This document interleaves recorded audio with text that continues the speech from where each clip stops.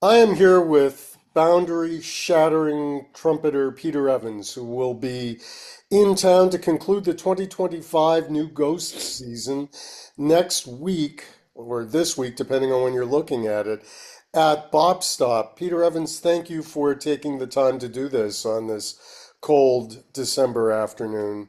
Hey, John, thanks for having me. Uh, You are part of a cohort that, for better or worse, has been aggregated. I can see the smile emerging, so you know I what don't I'm know that going I didn't know I was part of a cohort. That's new. That's new to me. to, you know what I'm going to ask.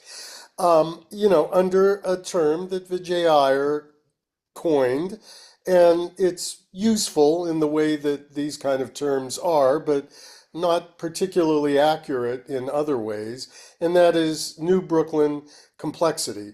But beyond What? that, Wait, what is that? That's a thing? oh, That's it's not a a thing. thing. That's not a thing. That's not a thing. Have you read his liner notes? No. Okay. It was for, I think, a Philip Golub record. Okay. And, I acknowledge the usefulness of something like that, but also the limits Hmm. of it. But you definitely are somebody that is like a lot of younger players, um, with one foot in the maybe contemporary classical world, to use another sort of inaccurate Hmm. genre categorization, and one foot in the improvised music world that has connections to the Black American tradition. Hmm. Would it be fair to say that you have one foot in each of those Yeah, traditions? definitely. That part. That is accurate. The other part of the part of the cohort of whatever the complexity thing is, I don't sign up for that. But yeah, but for sure the contemporary class. I don't even think contemporary classical. I think that's a very accurate name of that world because it's like still dealing with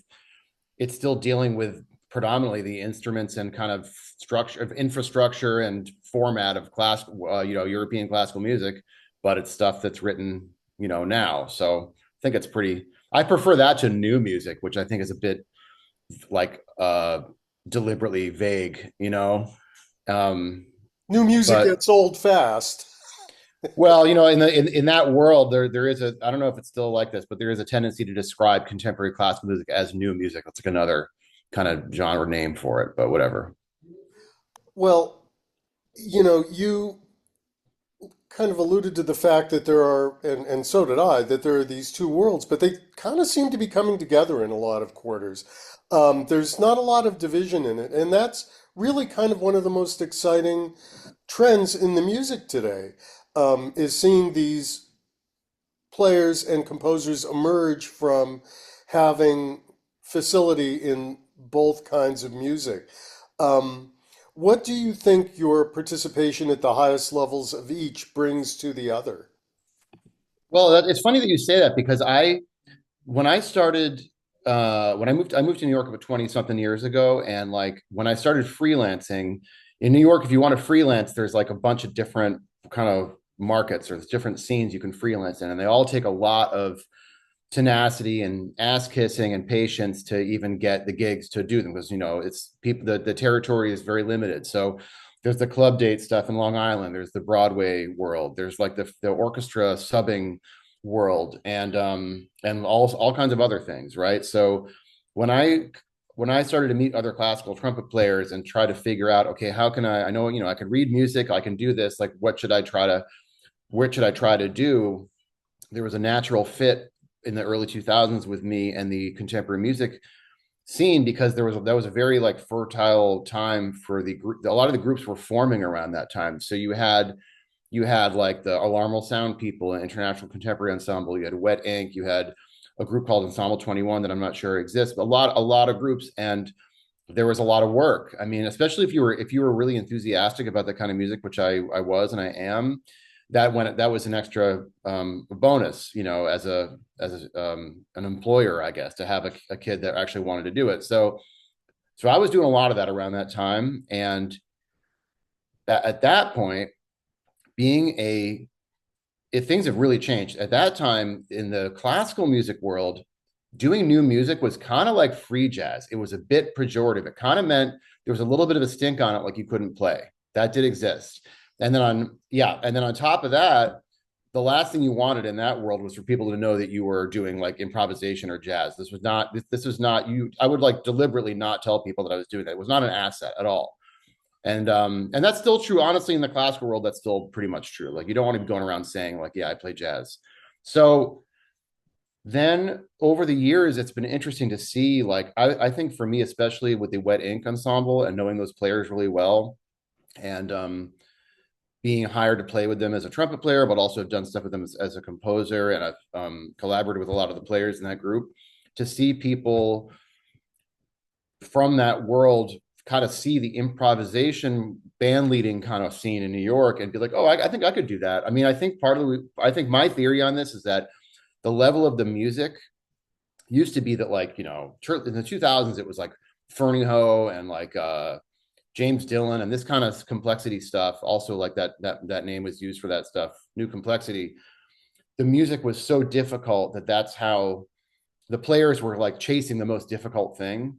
And I think that the level of playing, the technical level of playing in contemporary music has actually gotten so high that it's sort of superseded the level of complexity of the actual composition.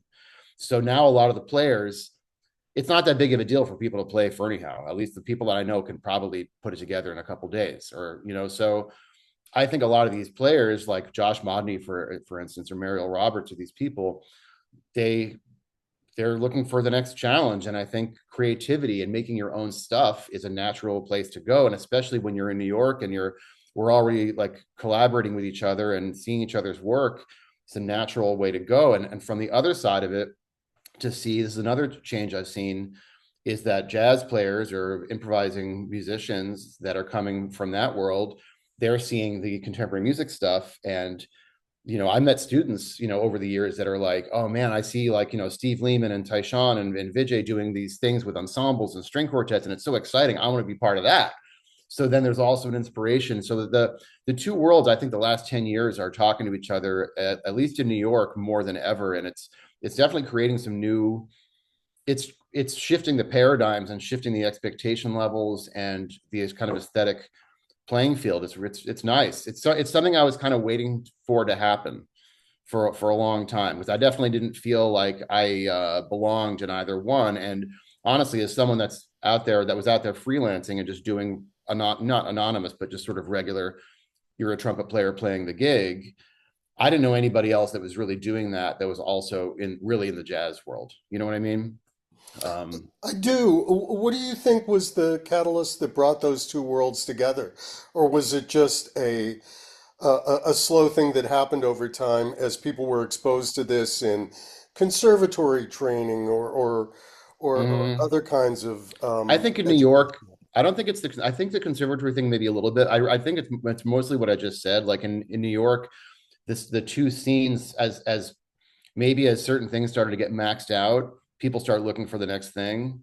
And as you're constantly bumping into each other and splitting shows and doing things in the same on the same venues or whatever, then there starts to be a natural kind of confluence of the styles and of the approaches. You know, I mean, with New York, it's very easy. It's easy in one sense if you're part of a scene to not interact with another one. But if you have an inclination to, then you can mix up with people. It's kind of hard to describe. So many people here and people's doing so many things that if you want to have blinders on and just do your thing, you can do that, and you cannot be aware of stuff. But if you put your ear to the ground a little bit, you're going to start to to bump up against other stuff. And I think like a lot of musicians in these worlds are looking for, they're curious people naturally, and they're looking for the next thing, you know. So you're part of that. So tell me, what's your next thing?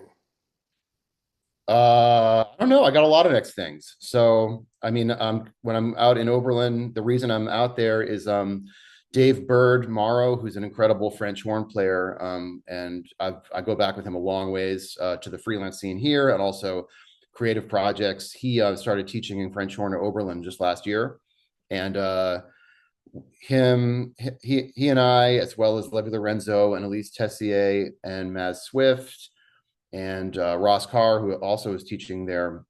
The rest of us are in New York. We are all played in the International Contemporary Ensemble for many years, and one of the guys that I met in that was Ryan Muncie, who is this incredible saxophone player.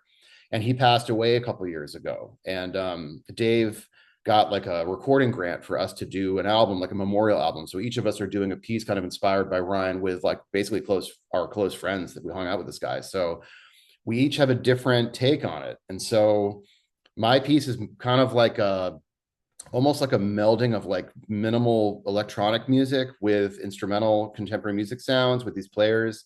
So I've basically been writing for that, and we're going to record it next week. And so that's my next thing. And then the solo, I've been kind of um, renewing my interest in solo performing and kind of just working on new material. And that's why I'm kind of trying to play as much as I possibly can, because the stuff doesn't really come alive unless you do it in front of people somehow. So when I talked to New Ghost about doing a show a little bit last minute, they were interested in that. Um, and in general, I'm still exploring. I'm writing a lot of music. I'm writing tons of music. I'm playing with my band tonight and the next 4 nights actually with Joel Ross and Nick Jaws and Tyshawn Sori. So I've just been writing music for that and preparing for stuff for next year. And then maybe the other big component is I'm still slowly working on my learning about early music and like late medieval, early Renaissance music from a player's perspective. So learning the stuff, trying to find pieces, learning about the ornamentation and improvisation traditions and that stuff, and talking to players. And yeah, so that's a lot of stuff. Are you playing valveless instruments as well? No, I mean so that's a Baroque trumpet, and that it's not exactly what I'm looking at. The stuff that I'm looking at, it's either vocal music. I mean, a lot of what I can understand so far, over the course of some centuries, the vocal music, as it got more and more sophisticated, it started to naturally become fodder for instrument. As the instruments got more sophisticated, the instrumentalists started to look at what are we going to play, and then a lot of it ended up being adaptations of vocal music. And so then the soloistic instruments were like the recorder, the flute, the violin, and this instrument called the cornetto, which was like an early trumpet that looks like a curved recorder with a kind of a trumpet mouthpiece. And it was extremely agile. And all these instruments were a little bit interchangeable, I think, in terms of like what they could do. So you'd have a madrigal, by Lassus or something, and you'd maybe take the top voice and you'd start to interpolate these um, they call it diminution, because what you're doing is you're taking something and chopping it up into smaller and smaller bits. That's like the improvisation part of it.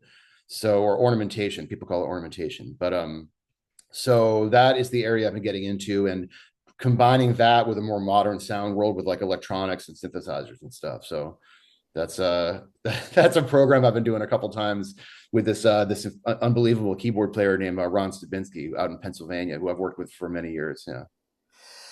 Well, taking vocal music and interpolating and ornamenting it as a springboard for instrumental virtuosity is a story that, as a jazz dude, I'm really familiar with. So, Totally. these things rhyme over the centuries, don't they? Definitely. Wonderful. Thank you so much for coming back to Cleveland and concluding the New Ghost series. You've played it a couple of times, haven't you? I don't know. I mean, I played a gig, my last, well, I played with Dan Weiss, a few months ago. And then the time before that was, I think it was like winter of 2016. And I played a solo gig at the Bop Stop. And that became the title piece from a solo album called Lifeblood. And the piece that I played was just recorded, I think with a Zoom or something like that. And I was kind of working on something at that time, and I felt like that was I kind of got it. Whatever I was working on, I got. So that I ended up releasing it. But that was really the last time I performed my own stuff in Cleveland. It's almost 10 years ago now. Wow. Yeah. Well, welcome back. I'm For looking all the forward. Yeah. trumpet players out there, what do you do to keep your chops in shape in 30 degrees and 10% humidity? Oh, that stuff's always going to make a slight difference, but I think with trumpet, I think any trumpet player worth their salt will tell you that the whole name of the game is consistency and just playing every day. I always joke to students and in workshops and stuff that trumpet players, we practice to not get worse.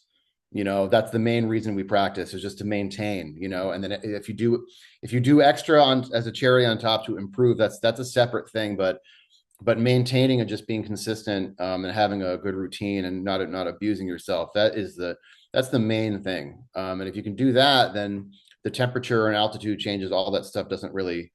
I have done my share of busking actually in the cold. And something that can happen is if you stop playing, the valves freeze. So you really have to keep playing the whole time and keep the instrument warm, because the whole it's metal, and it's getting moisture on it. So the whole thing will lock up, so you have to just keep playing and playing. Playing tips from the International Contemporary Ensemble to cold weather busking. There you go. Peter Evans, thank you so much for doing this. Thanks, And John. lift the bandstand at Bot's Looking side next forward. week. Thanks a lot.